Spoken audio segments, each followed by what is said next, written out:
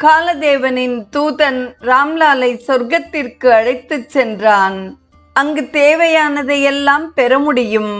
தான் செய்துள்ள ஒரு நற்செய்கை மிக பெரியதாகையால் அவன் மூவுலகங்களிலும் எங்கு வேண்டுமானாலும் செல்லலாம் என்றும், வைகுண்டம் அல்லது கைலாசத்திற்குள் அழைத்து பகவான் ஸ்ரீ நாராயணனையோ ஸ்ரீ பரமசிவனையோ நேரில் தரிசனம் செய்யலாம் என்றும் அவனிடம் கூறப்பட்டது.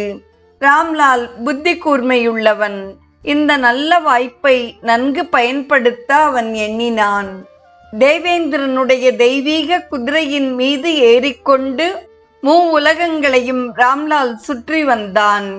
இறுதியாக சொர்க்கலோக சுற்றுப்பயணம் முடிவடைகிற தருவாயில் அவன் வைகுண்டவாசியான ஸ்ரீமன் நாராயணனை நேரில் தரிசனம் செய்தான். அவன் வைகுண்டத்தை விட்டு வெளியே வந்து கொண்டிருந்த பொழுது, ராம்லால், உனது புண்ணியம் கரைந்து விட்டது.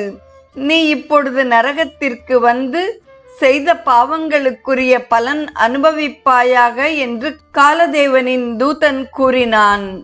என்ன என்று கேட்டான் ராம்லால்.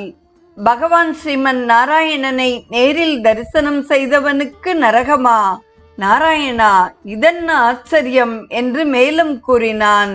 உடனே பகவான் விஷ்ணுவின் தூதர்கள் முன் தோன்றி நின்று காலதேவனின் தூதர்களை விரட்டி அடித்தனர். ராம்லால் தொடர்ந்து பகவான் விஷ்ணுவின் பாத கமலங்களிலேயே இருந்து வரலானான் என்று கதை நிறை